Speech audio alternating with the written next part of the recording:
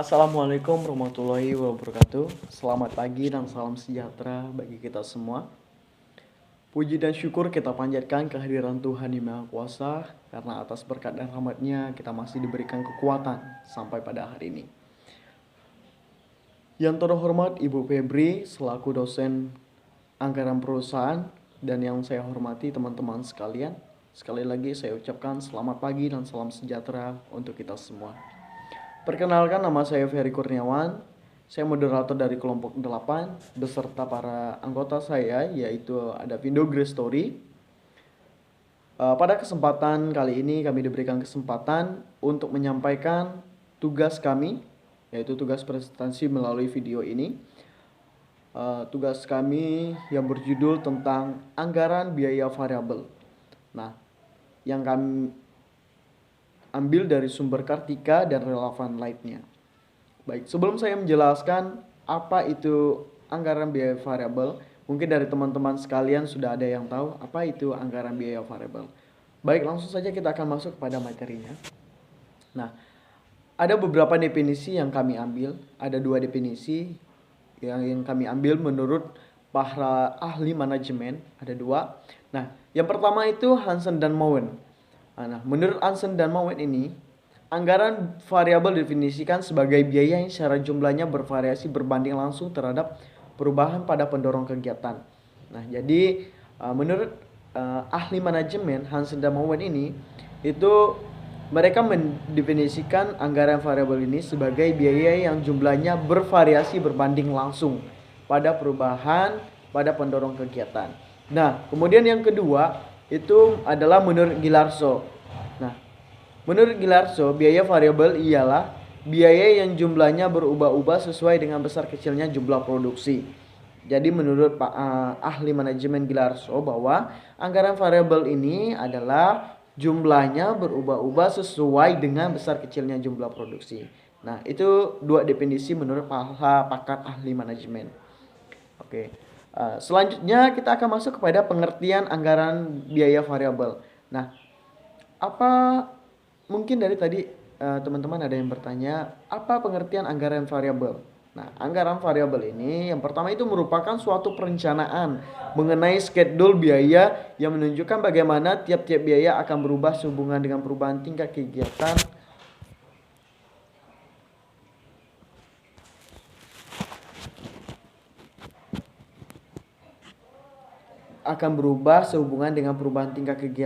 untuk waktu yang akan datang dalam relevan rangkaian tertentu.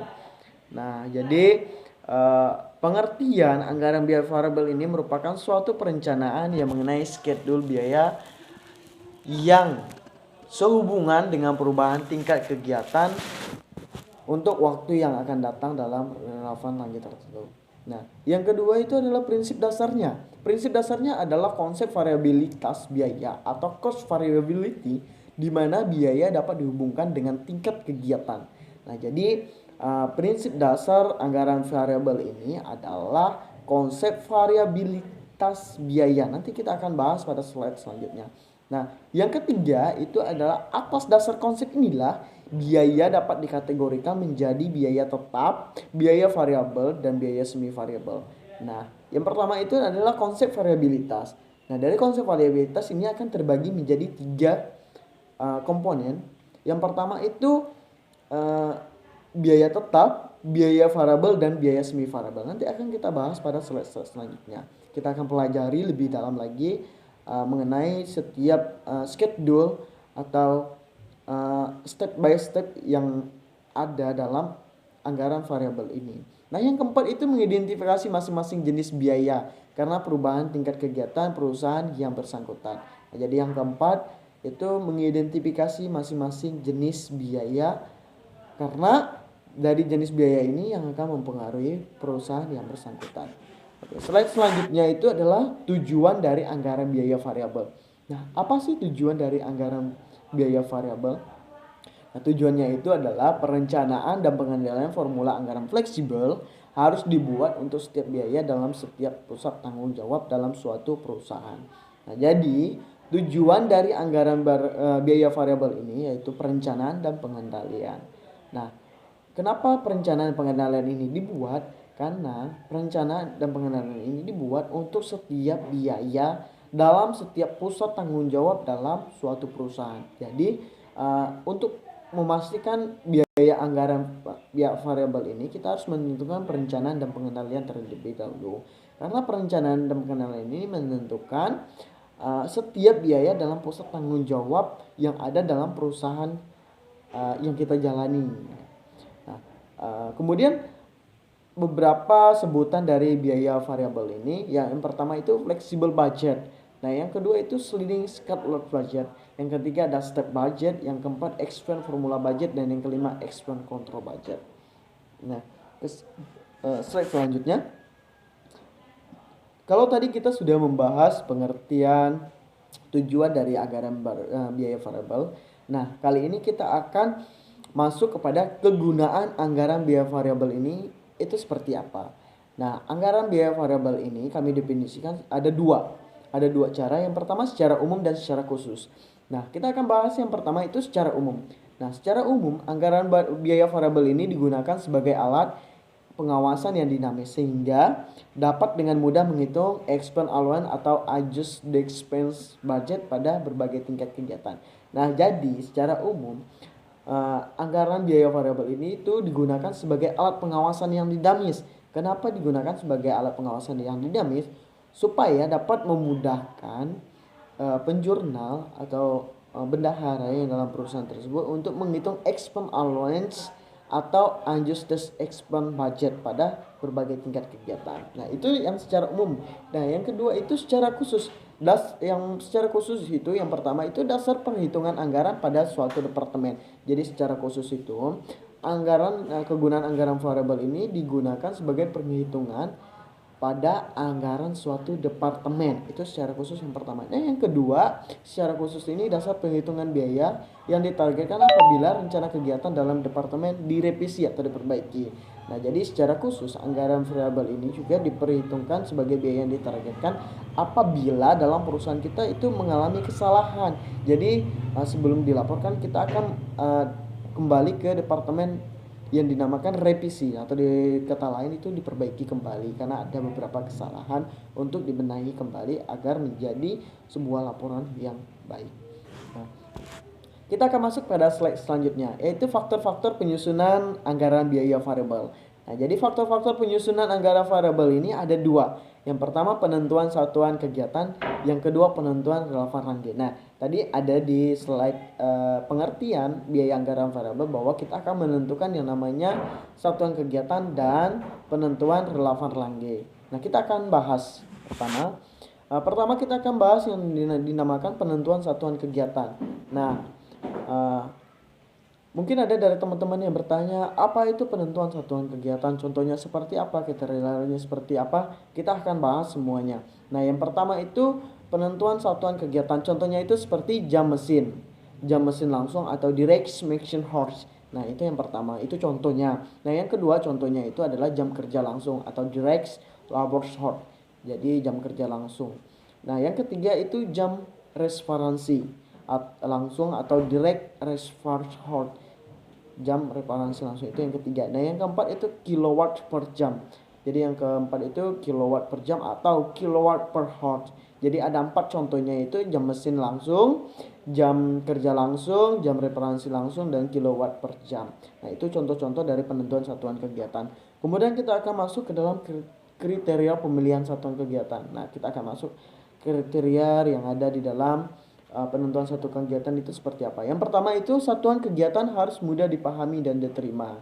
Jadi untuk memudahkan kita membuat laporan, kita harus menentukan bahwa kegiatan itu harus mudah dipahami dan diterima oleh semua orang yang ada di situ. Nah, yang kedua itu satuan kegiatan harus mampu menunjukkan atau mengukur naik turunnya tingkat kegiatan yang disebabkan oleh naiknya turunnya biaya. Nah, jadi satuan kegiatan ini dituntut harus mampu menunjukkan grafik apakah kegiatan yang dilakukan yang disebabkan oleh beberapa masalah itu naik atau turunnya biaya itu. Jadi satuan kegiatan ini dituntut mampu menunjukkan atau mengukur naiknya turunnya kegiatan. Jadi itu fungsi penentuan satuan kegiatan ini. Dan yang ketiga itu adalah satuan kegiatan hendaknya sekecil mungkin dipengaruhi oleh faktor-faktor variabel yang selain output dan kegiatan lainnya. Jadi penentuan satuan kegiatan ini selain dia harus mampu mengukur tingkat kegiatan yang disebabkan oleh naiknya turunnya biaya, dituntut juga sebagai kegiatan yang hendak sekecil mungkin dipengaruhi oleh faktor-faktor variabel yang lain. Nah, sekecil mungkin satuan penentuan kegiatan ini harus bervariasi dalam output dan tingkat kegiatan yang lainnya. Kita akan masuk pada slide selanjutnya. Tadi yang pertama kita sudah bahas tentang penentuan satuan kegiatan, itu ada contohnya, ada tutorialnya. Dan yang kedua kita akan masuk kepada penentuan relevan range. Nah, kalau tadi ada yang bertanya, sekarang di slide kedua, apa itu penentuan relevan range? Nah, penentuan relevan range ini adalah suatu interval yang dinyatakan dengan tingkat output tertentu di mana anggaran variabel yang bersangkutan masih dapat dipakai atau masih berlaku. Jadi penentuan relevan range ini itu dinyatakan dengan tingkat output tertentu di mana anggaran variabel yang bersangkutan masih dapat dipakai atau masih berlaku.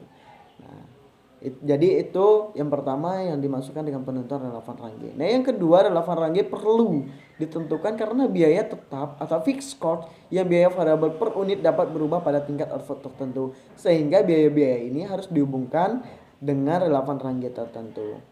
Nah, jadi relevan range ini selain dia menunjukkan interval yang menyatakan output tertentu, relevan range ini juga diperlukan karena biaya tetap atau fixed cost dan biaya variabel per unit dapat berubah pada tingkat output tertentu. Nah, jadi itu beberapa pengertian dari penentuan relevan range. Cara-cara kita menentukan yang masuk ke dalam relevan range dan yang masuk ke penentuan satuan kegiatan kegunaannya, contohnya.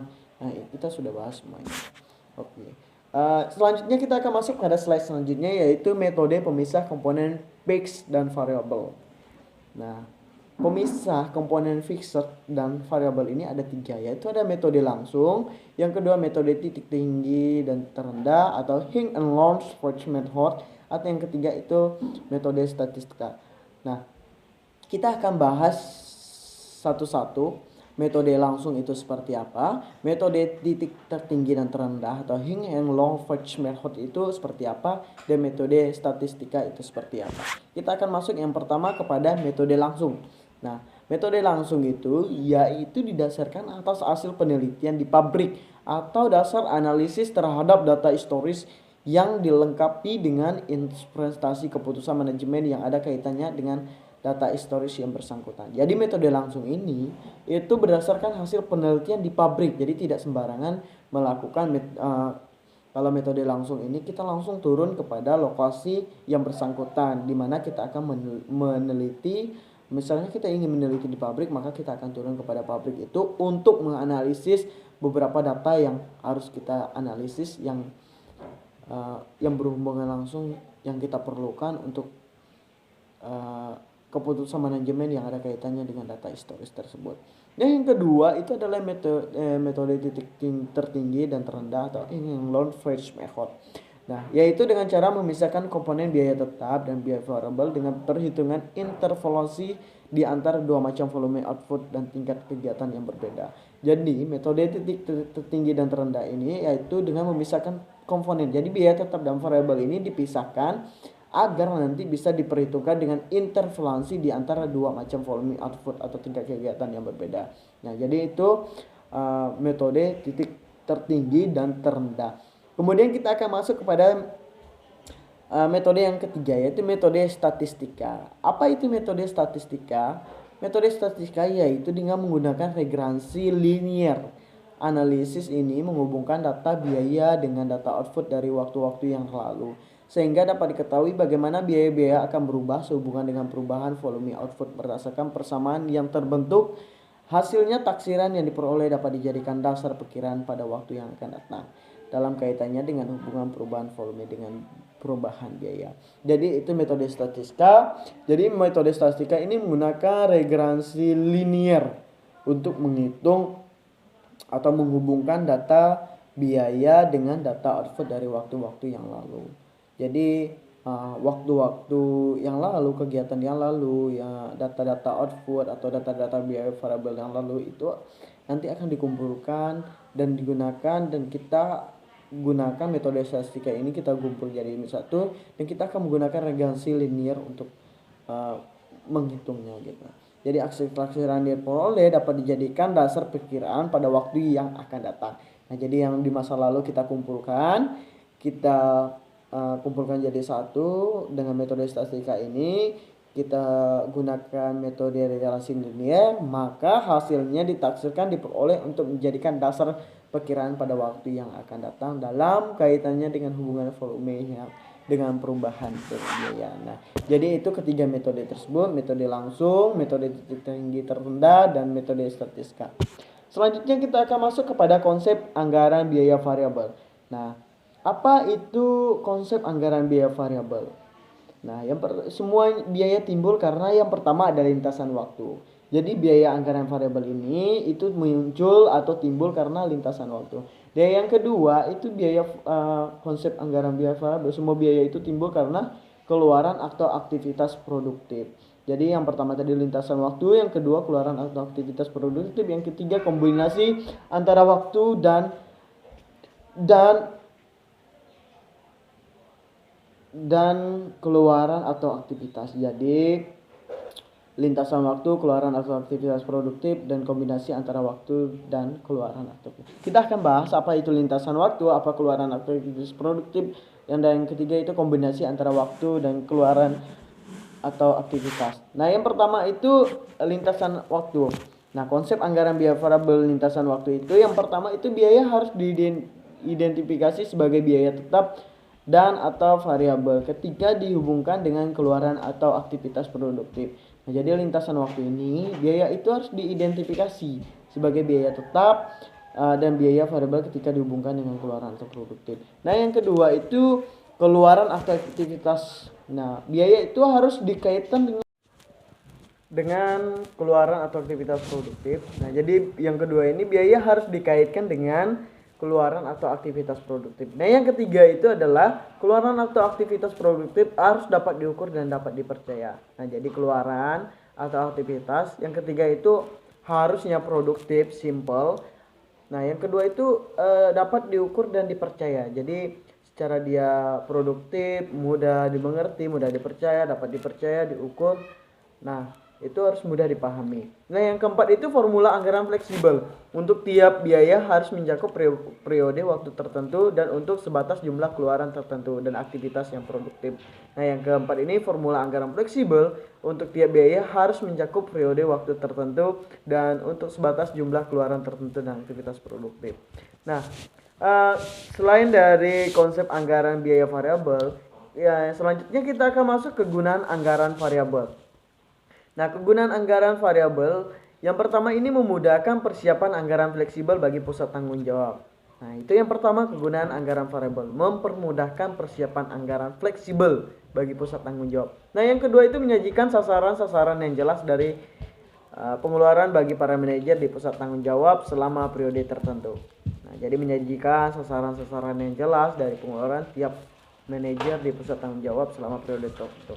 Nah, yang ketiga itu menyuguhkan jumlah-jumlah anggaran pengeluaran yang disesuaikan kepada aktivitas atau pengeluaran aktual. Nah, yang terakhir ini kegunaan anggaran variabel itu adalah menyuguhkan jumlah-jumlah anggaran pengeluaran yang disesuaikan dengan aktivitas atau pengeluaran aktual. Nah, mungkin itu saja yang bisa saya sampaikan. Selanjutnya kepada saudara Vindo Story, saya persilakan untuk melanjutkan materi presentasi anggaran biaya variabel ini. Selamat pagi dan salam sejahtera untuk kita semua. Baik, saya akan melanjutkan penjelasan dari Saudara Ferry. Klasifikasi biaya. Yang pertama, biaya tetap fixed cost. Biaya yang tidak berubah dengan adanya perubahan keluaran atau aktivitas produktif. Jenis biaya yang tidak berubah atau statis dan akan tetap dikeluarkan baik ketika tidak ada kegiatan atau proses produksi yang dilakukan maupun saat melakukan banyak kegiatan sekalipun. Contohnya seperti gaji karyawan, sewa gedung, hingga biaya cukai. Biaya-biaya tersebut harus selalu dibayarkan meskipun perusahaan tidak menghasilkan output barang atau jasa apapun. Ya. Yang kedua, biaya variabel cost. Biaya yang mengalami perubahan langsung sebanding dengan perubahan keluaran atau aktivitas. Biaya variabel bisa naik atau turun tergantung pada volume produksi perubahan. Biaya variabel akan naik saat produksi meningkat dan akan turun saat produksi juga menurun. Tidak seperti biaya tetap yang sifatnya tidak tergantung dengan proses produksi ya. Yang ketiga, biaya semi variabel. Biaya yang meningkat atau menurun sejalan dengan keluaran atau aktivitas meningkat atau menurun, tetapi tidak sebanding. Semakin tinggi volume kegiatan, semakin besar juga total biaya. Semakin rendah volume kegiatan, semakin rendah pula jumlah biaya, tetapi perubahannya tidak sebanding. Contohnya biaya reparasi, pemeliharaan aktivitas tetap, biaya kendaraan, biaya listrik, biaya telepon, dan lain-lain.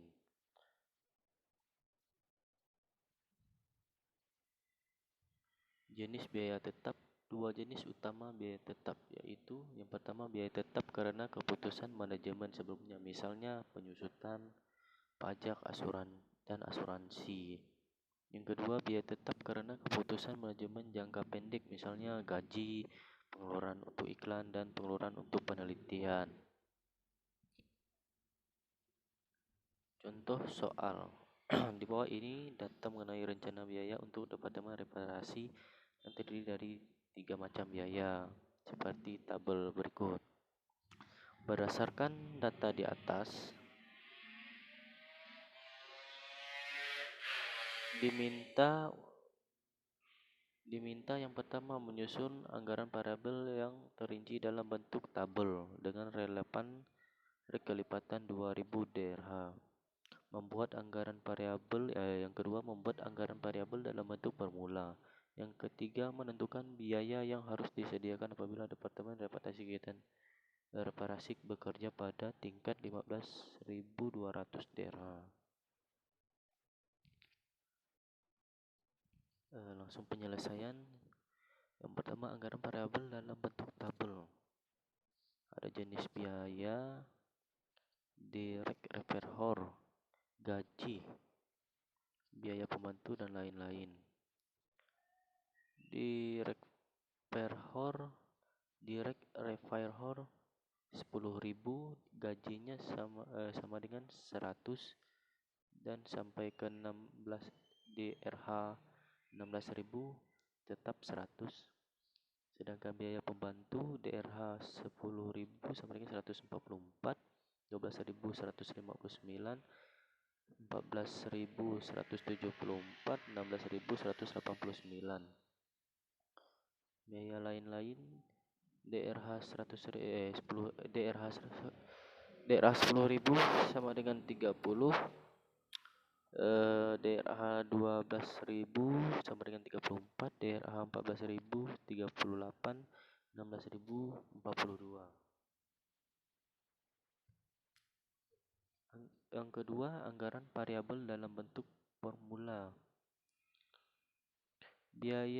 Total biaya titik maksimal seperti tabel sebelumnya 16.000 DRH sama dengan 189.000.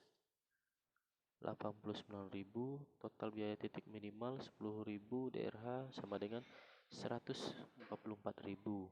Selisih 16.000 DRH sama dengan Rp 45.000. Biaya variabel per DRH 45.000 per 6.000 sama dengan 7,50 rupiah. Total biaya pada 16.000 DRH sama dengan 189.000. Biaya variabel sama dengan 16.000 dikali biaya variabel per daerahnya yaitu 7,5 sama dengan 120.000. Jadi biaya tetapnya sama dengan 69.000. Biaya lain-lain.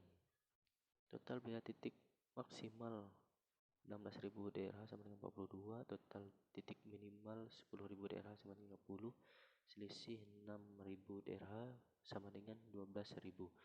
Biaya variabel per DRH 12.000 per 6.000 sama dengan 2.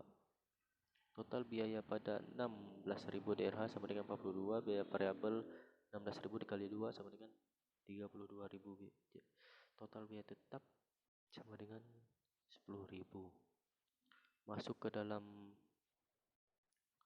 tabel, ditabelkan jenis biaya, biaya tetap, biaya variabel atau DRH yang sudah kita hitung tadi dimasukkan ke dalam tabel berikut. Gaji, biaya tetapnya 100, biaya variabel atau DRH tidak ada ya. Sedangkan biaya pembantu 69.000, biaya variabelnya 7,50 dan lain-lain. Biaya tetapnya 10.000, biaya variabel atau DRH-nya 2, jumlah biaya tetap 179.000, biaya variabel atau DRH sama dengan 9,50 rupiah. Jadi persamaan anggaran variabel Y sama dengan 179.000 ditambah 9,50 X. 3. Total biaya yang harus disediakan apabila Departemen Reparasi bekerja pada tingkat 15.200 daerah. Dengan menggunakan formula di atas, maka X sama dengan 15.200, Y sama dengan 179.000 ditambah 9,50 dikali 15.200 sama dengan 3.023.400. Jadi total biaya yang harus disediakan yaitu 323.400. Baik, terima kasih. Terima kasih kepada rekan saya Video Story yang sudah melanjutkan materi dari anggaran biaya variabel ini. Terima kasih kepada teman-teman semua yang telah menyaksikan video ini, dan terima kasih juga kepada Ibu Febri selaku dosen anggaran biaya perusahaan anggaran ini yang sudah menyaksikan video presentasi ini.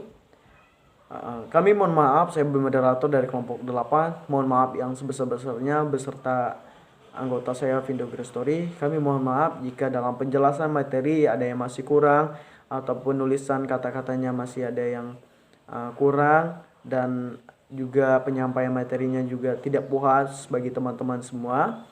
Silakan hubungi kami, mungkin ada dari teman-teman yang ingin bertanya tentang anggaran biaya variabel ini. Kami persilakan untuk menanyakan kepada kami, boleh chat kami atau telepon kami. Nah, kami akan menjawab sesuai dengan kemampuan kami. Jika kami tidak mampu menjawab, kami akan serahkan kepada Bu Febri untuk akan menjawab dari teman-teman yang ingin bertanya. Kami persilakan kepada teman-teman yang ingin bertanya langsung saja nanti bisa chat atau telepon kami secara langsung tentang biaya anggaran variabel. Mungkin dari teman-teman ada yang tidak puas dengan penjelasan yang kami sampaikan. Kami persilahkan kepada teman-teman semua untuk bertanya. Nah, terima kasih sudah menyaksikan video presentasi ini. Itu yang bisa kami lakukan. Kurang dan lebihnya kami mohon maaf yang sebesar-besarnya kepada teman-teman semua. Terima kasih sudah meluangkan waktunya untuk mendengarkan video presentasi ini. Mudah-mudahan video presentasi yang kami buat, selain untuk memenuhi tugas, kami juga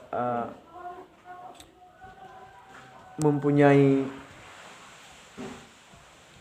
suatu landasan bahwa video ini akan berguna bagi teman-teman semuanya di masa yang akan mendatang. Terima kasih. Saya ucapkan selamat pagi dan salam sejahtera untuk kita semua. Saya Ferry Kurniawan, moderator dari kelompok 8. Mohon undur diri, mohon dimaafkan kesalahan-kesalahan yang ada, tutur kata atau tingkah laku yang kurang berkenan menurut teman-teman semua atau yang semua yang menyaksikan video ini. Kami mohon maaf yang sebesar-besarnya. Terima kasih dan selamat pagi untuk kita semua. God bless you. Nah, pesan kami, tiada keberhasilan jika tidak mau melewati proses. Dan jangan pernah takut gagal untuk melewati proses tersebut. Nah, pesan kami kepada teman-teman semua. Jadi jangan pernah takut gagal untuk melewati proses. Selamat pagi dan salam sejahtera bagi kita semua.